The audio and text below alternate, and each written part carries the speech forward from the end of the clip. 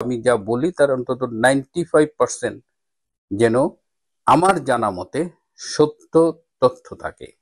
তারপরেও কখনো কখনো এই সব চেষ্টা সত্ত্বেও আমি আসলে পারি না। কিন্তু যারা আমার কাছে একটা সুসংবাদ শুনতে চান বা ভালো কিছু শুনতে চান, তাদের আমি হতাশ করব না। আসলে ঘটনা কিছু না কিছু ঘটছে, কিন্তু সেটা বলবার মতো অবস্থা এখনো আসেনি।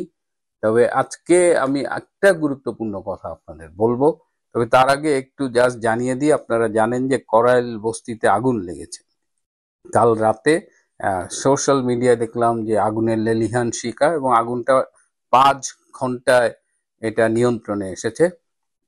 এটা খুবই স্পষ্ট, যদিও তদন্ত হবে, তদন্ত কমিটি কি রিপোর্ট দেবে আমি জানি না, কিন্তু ওইখানে একটা হাইটেক পার্ক করা হবে, একটা কম্পিউটার আইটির একটা পার্ক করা হবে। ওই জায়গাটা ঢাকার খুব ইম্পর্টেন্ট একটা জায়গা, সো ওইটা করার জন্য এই আগুনটা লাগানো হয়েছে। এবং এই আগুনটা যে লাগানো হবে সেটা আমরা এই কম্পিউটার কাউন্সিলের নেতৃবৃন্দের কথায় একটা আঁচ করতে পেরেছিলাম। এবং ওইখানে একটা হাইটেক পার্ক করার প্ল্যান ছিল, কিন্তু প্ল্যানটা ছিল তার আগে বস্তিবাসীদের কোথাও পুনর্বাসন করা হবে। কিন্তু এখন যেহেতু কোনো নির্বাচিত সরকার নেই, সুতরাং এখন যেটা করেছে যে এই গরিব মানুষগুলোকে একেবারে মুহূর্তের মধ্যে নিঃস্ব করে দিয়েছে। এখন এদের তো কোনো সে নাই, ডক্টর ইউনূসের কারো প্রতি কোনো অ্যাকাউন্টেবিলিটি নাই, সে কাউকে কেয়ার করে না, পুষে না। এখন এই সুযোগে এই এই শত শত হাজার হাজার মানুষকে এইভাবে রাতের অন্ধকারে নিঃস্ব করে দেওয়া হলো। আমি এটা নিয়ে ভেবেছি, এবং আমার মনে হয় যে মাঝে মধ্যে প্রকৃতি সম্ভবত বিচার করে, এবং প্রকৃতি যদি বিচার করে যারা এই মানুষগুলোকে এভাবে রাতের আধারে নিঃস্ব করে দেয়, তাদেরও কিছু না কিছু, কোনো না কোনো পথে প্রতিদান পাওয়া উচিত। খুব আমি এই বিষয়টা নিতে পারছিলাম না কাল রাতে। এর মধ্যে এই আরেকটা ঘটনা আসছে, যাতে আমরা করাইল বস্তির আগুনটার দিকে নজর না দিই। যখনই একটা ঘটনা ঘটায় এই ইউনূস গং, তখন তারা পাশাপাশি আরেকটা প্যারালাল ঘটনা ঘটায়, যাতে এই সব অপকর্মগুলো ধামাচাপা পড়ে যায়। তার মধ্যে এই যে শেখ হাসিনার ব্যাংকের লকারে 832 ভরি সোনা পেয়েছে। পোলাপানও কিন্তু কম ফাজিল না, তারা একদম মাপ ওজন সব হিসাব করে দেখেছে যে ব্যাংকের একটা লকারে 832 ভরি সোনার জায়গা হওয়ার কথা না। এবং আপনারা যারা শেখ হাসিনাকে জানেন, চেনেন, দেখেছেন, তিনি কি অনেক বেশি সোনার অলংকার পরে?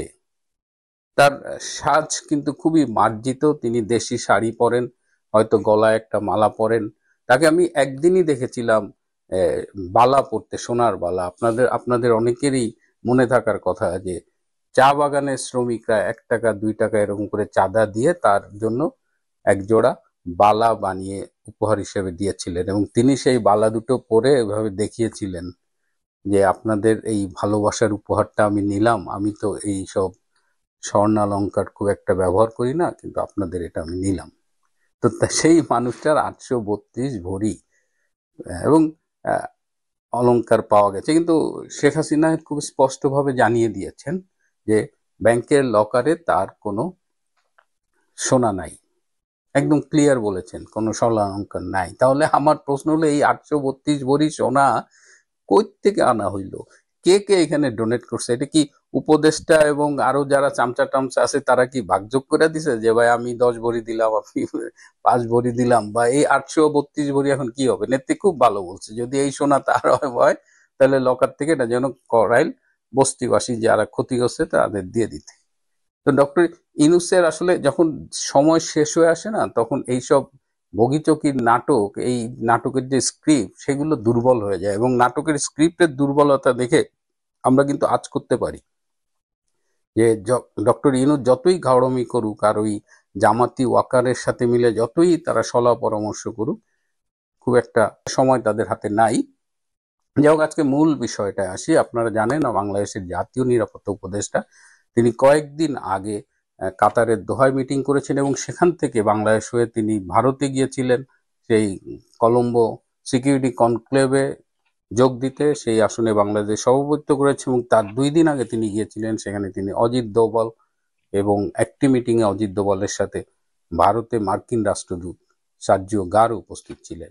তিনি আবার এসে পরশুদিন আবার তিনি কাতার গিয়েছেন এবং কাতারে তিনি সিরিজ বৈঠক করছেন। এই বৈঠকে উপস্থিত আছেন ভারতের এক্সটার্নাল অ্যাফেয়ার্স মিনিস্ট্রি, যেটা পররাষ্ট্র মন্ত্রণালয়ের প্রতিনিধিরা আছেন, রয়ের প্রতিনিধিরা আছেন এবং মার্কিন যুক্তরাষ্ট্রের ট্রাম্প অ্যাডমিনিস্ট্রেশনের কয়েকজন এখানে যোগ দিয়েছেন এবং এখানে সিরিজ বৈঠক হচ্ছে। 4 দিনের সফরে গিয়েছেন ডক্টর খলিলুর রহমান এবং এখানে মূলত বাংলাদেশের নির্বাচনটা নিয়ে আলোচনা হচ্ছে, যে বাংলাদেশের আসন্ন জাতীয় সংসদ নির্বাচনটা যাতে ইনক্লুসিভ হয়, সব দলকে নিয়ে হয়, সেটা নিয়েই আলোচনা হচ্ছে। এর আগে যে ভারতে অজিত দোভালের সাথে যে আলোচনাটা হয়েছিল এবং সার্জিও গারের উপস্থিতিতে যে আলোচনা হয়েছিল, সেখানেও কিন্তু বাংলাদেশে ভারতের প্রত্যাশাটা জানানো হয়েছিল যে ভারত চায় বাংলাদেশে একটা সবাইকে নিয়ে অন্তর্ভুক্তিমূলক আর ইনক্লুসিভ নির্বাচন।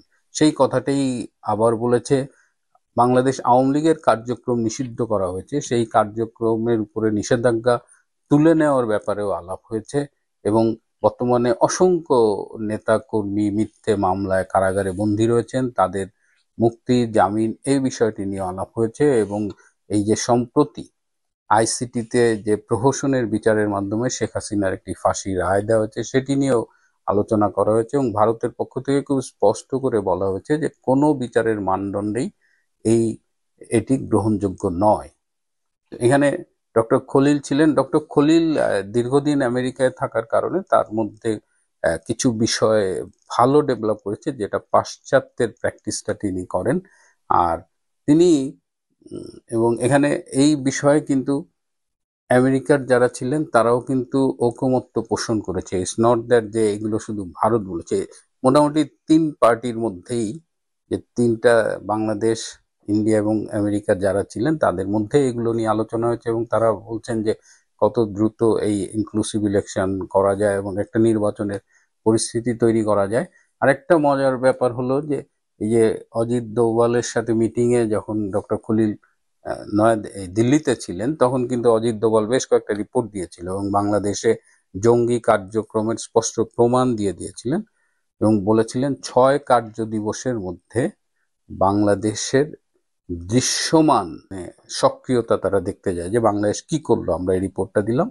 তো ডক্টর খলিল তার সাথে বেশ কিছু ছবি নিয়ে গিয়েছিলেন, যে 4টি সীমান্ত এলাকায়, বাংলাদেশ ভারতের 4টি সীমান্ত এলাকায়, উত্তরবঙ্গে, তারপরে ব্রাহ্মণবাড়িয়া, কুমিল্লা, এরকম মোট 4টি সীমান্ত এলাকায় যেখানে জঙ্গি কার্যক্রম ছিল, সেইখানে বাংলাদেশ মিলিটারি অপারেশন চালিয়ে সেই জঙ্গি আস্তানাগুলো গুড়িয়ে দিয়েছে এবং জঙ্গি কার্যক্রম সেখানে বন্ধ করে দিয়েছে।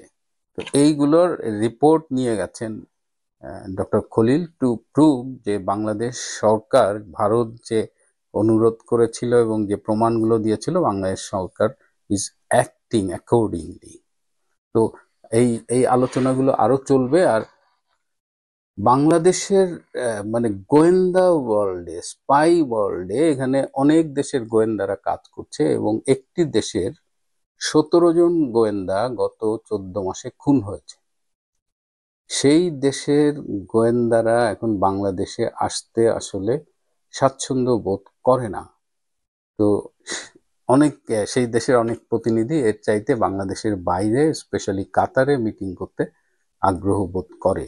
কিন্তু সমস্যা হলো যে ডক্টর খলিল যখন মিটিং করে বাংলাদেশের পক্ষ থেকে, তিনি যে কমিটমেন্টগুলো করেন বা যে বার্তাগুলো বাংলাদেশে নিয়ে আসেন, সমস্যা করে আসলে ডক্টর ইউনূস। তিনি তার ক্ষমতা ছাড়তে চান না এবং তিনি এখন কাউকেই পাত্তা দেন না। তিনি মনে করেন তিনি আছেন, তার সাথে জামাত আছে এবং ওয়াকার আছে, সুতরাং কেউ তার কিছু করতে পারবে না। কিন্তু হাওয়া যে বদলাচ্ছে, আমি আপনাদের শেষ একটা খবর দিই, আপনারা জানেন কিনা আমি জানি না, যে এই মুহূর্তে ভারতের রাজস্থানে ভারত এবং মার্কিন সৈন্যবাহিনীর যৌথ মহড়া চলছে। এইটা খুব গুরুত্বপূর্ণ একটা বিষয়। সুতরাং অনেক কিছুই চেঞ্জ হচ্ছে। যারা আমার কাছে ভালো সংবাদ শুনতে চান, আমার মনে হয় যে আমরা একটা ভালো সংবাদ পাবো। সেই সংবাদটা ডিসেম্বরের মধ্যেই পেতে হবে, অন্যথায় বাংলাদেশ একটা ভীষণ অনিশ্চয়তার মধ্যে ঢুকে যাবে। প্রিয় বন্ধুরা, আজ এ পর্যন্তই। ভালো থাকবেন, সুস্থ থাকবেন, তার চেয়েও জরুরি হলো নিরাপদে থাকবেন। সবাইকে অনেক ধন্যবাদ।